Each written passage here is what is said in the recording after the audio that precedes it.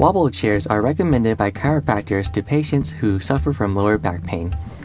A wobble chair is a chair mounted on a semisphere and springs that challenges the trunk in a seated posture.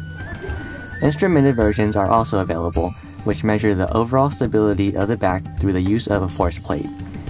Current instrumented wobble chairs, however, cost well over $15,000. The objective of this project was to create an inexpensive but accurate wobble chair using force transducers.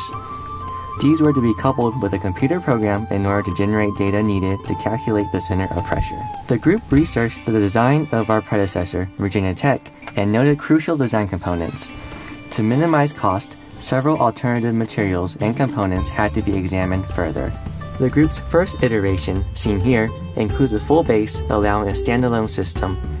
Due to cost and safety concerns, the second iteration discards the full base and the wobble chair is required to be mounted on a sturdy table. A seatbelt was also added for extra safety. The final design of the base is made out of MDF wood, having T-slots to allow movement of the load cells. The seat, situated above the base, contains guides for the springs, as well as an adjustable footrest for balance. The group purchased the ball transfer unit and load cells from a specialized vendor.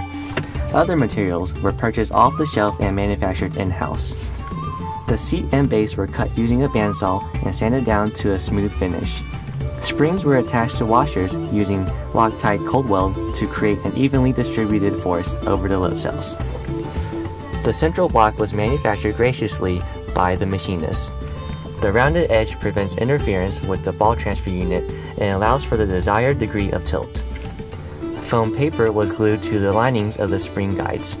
This addition greatly reduced the noise caused by the springs hitting the guides. The load cells were connected to National Instruments LabVIEW in order to calibrate the voltage to weight output. Weights were placed on top of each load cell in increments of 1.1 kilograms.